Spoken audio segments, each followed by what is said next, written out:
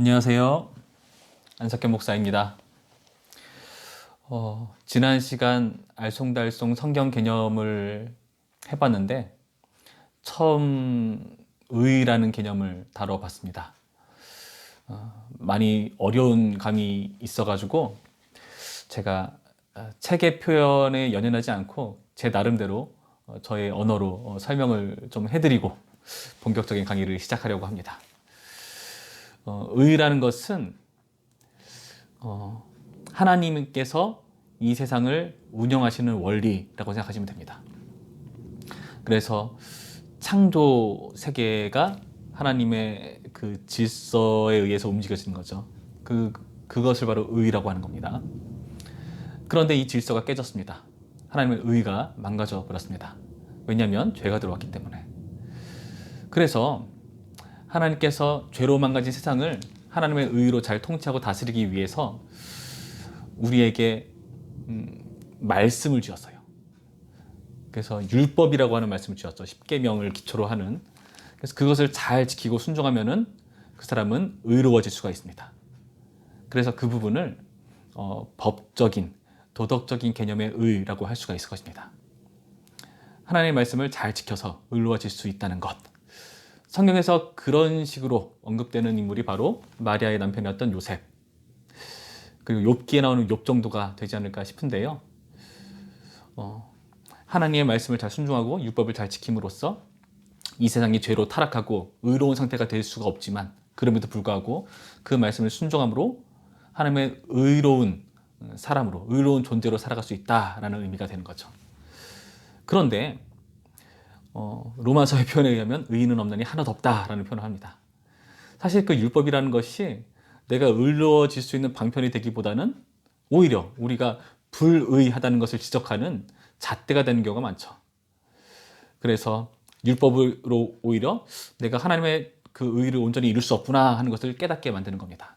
그래서 필요한 것이 바로 예수 그리스도라는 겁니다. 그리스도께서 우리 대신해서 우리의 죄값을 지시고 죽으심으로써 그분의 의가 우리의 의가 되는 것, 이것을 그리스도라는 차원의 의로 우리는 이해할 수가 있겠죠. 그래서 하나님의 창조 세계, 원래 하나님의 질서가 의라는 질서가 잘 유지되었던, 하나님의 통치가 바르게 실현되었던 그 세상을 우리가 의롭다라고 말하는 것인데, 그게 완전히 망가져버려서 그 의를 이루기 위한 방법으로 법적, 도덕적 의미의 하나님의 말씀, 율법을 주신 것이고, 근데 그것으로 의로워지기는커녕 불의하다는 게 드러나기 때문에 하나님께서 예수 그리스도라는 의를 우리에게 주셨다.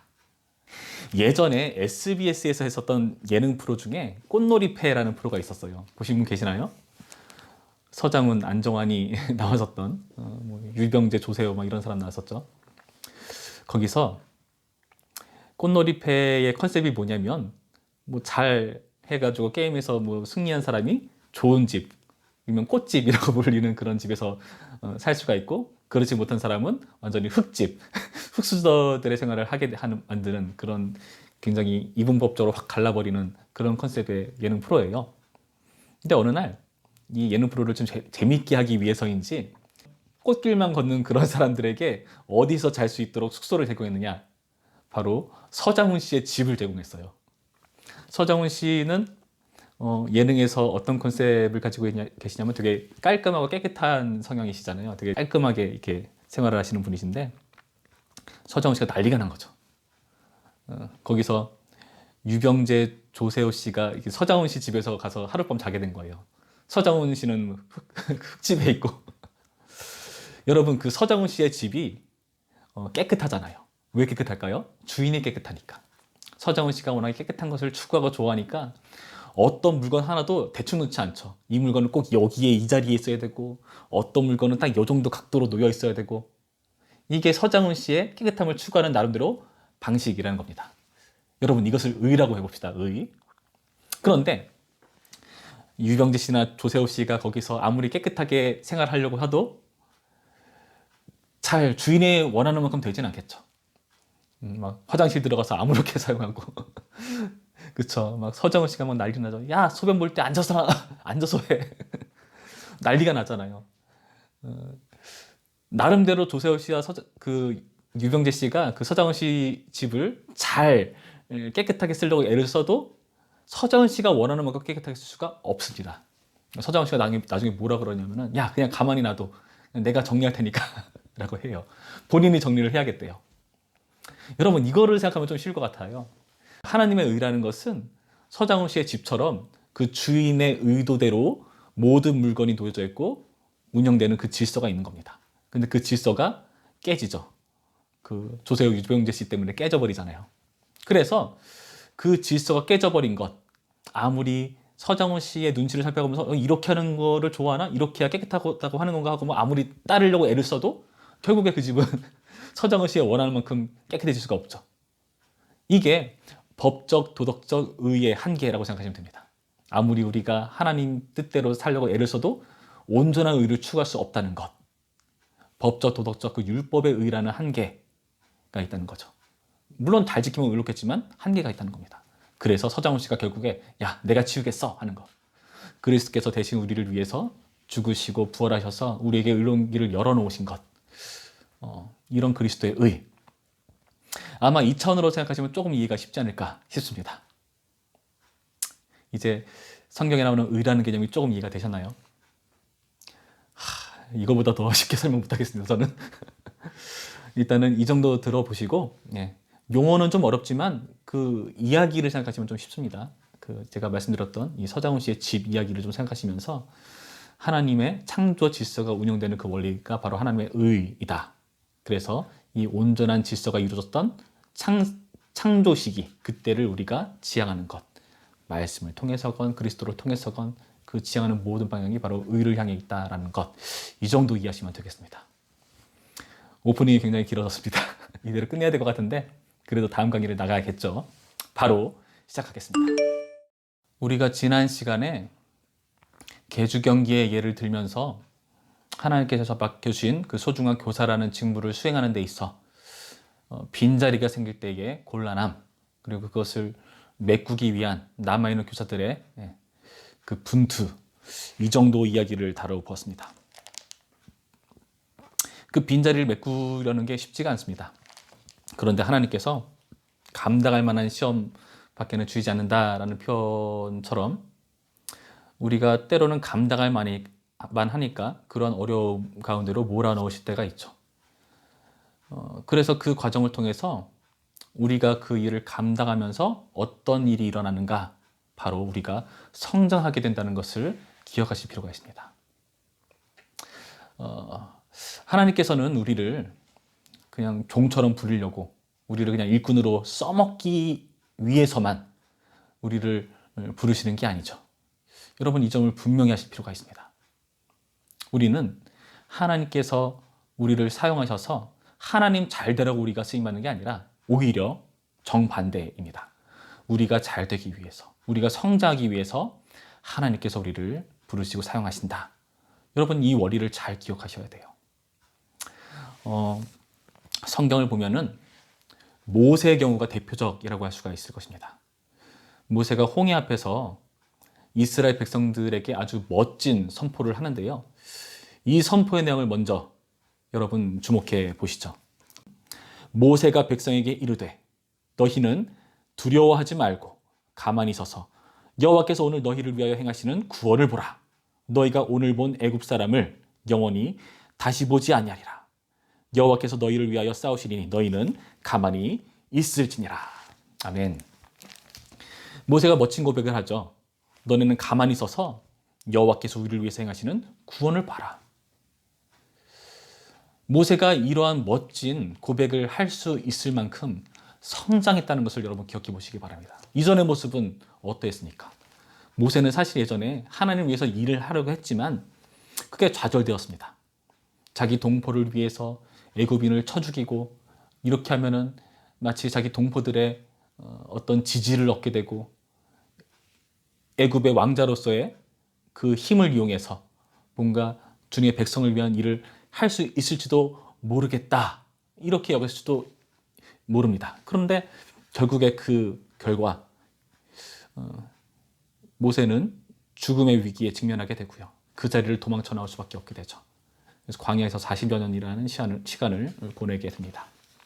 그 가운데서 모세는 겸손을 배우고 애굽의 방식이 아닌 하나님의 방식을 알게 되는 그 과정 가운데 놓이게 됩니다.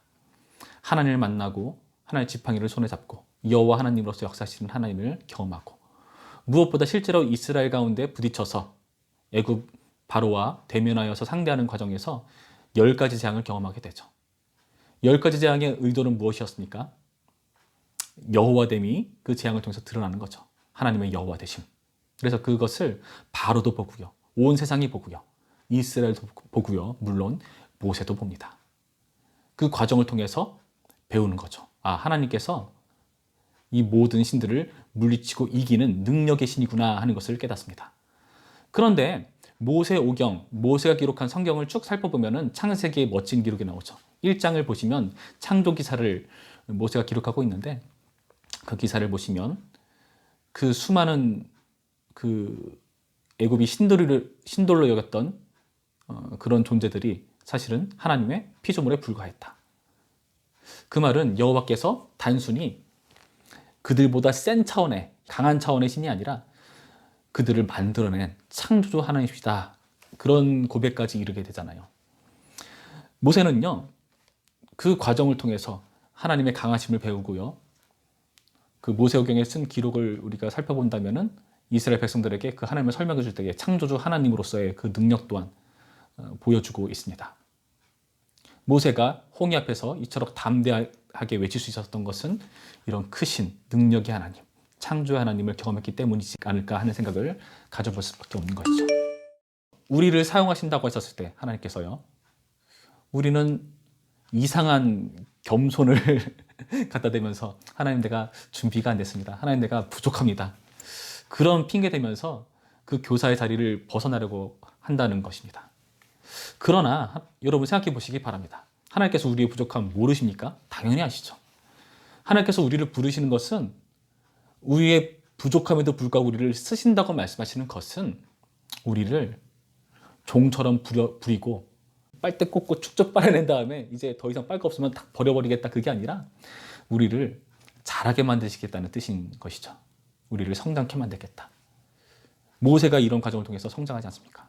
베드로도 마찬가지고 성경의 수많은 인물들이 이런 하나님을 만나고 경험함으로써 성장하게 됩니다. 아브라함도 마찬가지였죠. 하나님을 잘 알지 못하던 아브라함이 수많은 하나님과의 그런 경험들을 쌓아가면서 특히 자식을 낳지 못하는 그런 힘든 과정을 보내면서 결국에 이삭을 얻게 되고 이삭을 바치는 수준까지 자라났듯이 이런 놀라운 성장의 과정인 것을 기억할 필요가 있다는 것입니다. 제가 예전에 청년부 시절에 청년부에 어떤 형님이 한 분 계셨어요. 나이가 좀 많은 형님이셨는데 그동안 세상에서 잘 나가시다가 청년부로 오신 분이셨습니다. 그래서 수련회 때 은혜를 많이 받으셨어요. 그래서 예배도 열심히 참여하고 활동도 열심히 하고 굉장히 그 모습이 참 좋았습니다. 그런데 어느 날 모습을 보이지 않기 시작하더라고요. 한 주, 두 주, 몇 달, 몇 개월 보이지 않다가 어느 날 문득 그 형님을 마주칠 기회가 있었습니다. 형, 요즘에 교회 안 나와요?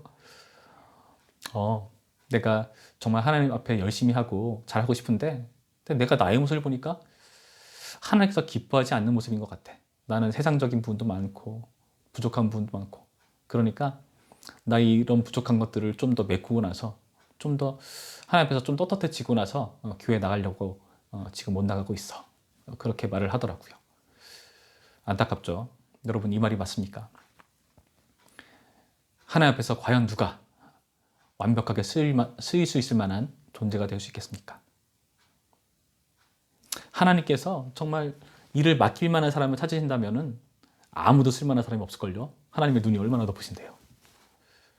우리를 부르신다는 것은 우리가 준비가 됐기 때문에 우리가 다 할 수 있는 그런 능력을 갖췄기 때문에 쓰시는 분이 아니시라는 것을 여러분 명심하시기 바랍니다. 우리의 그 부족함에도 불구하고 하나님께서 우리를 부르셔서 우리를 성장하게 만드시는 과정을 우리가 이 성경의 모세의 과정을 통해서 많은 성경의 위인을 통해서 확인하고요.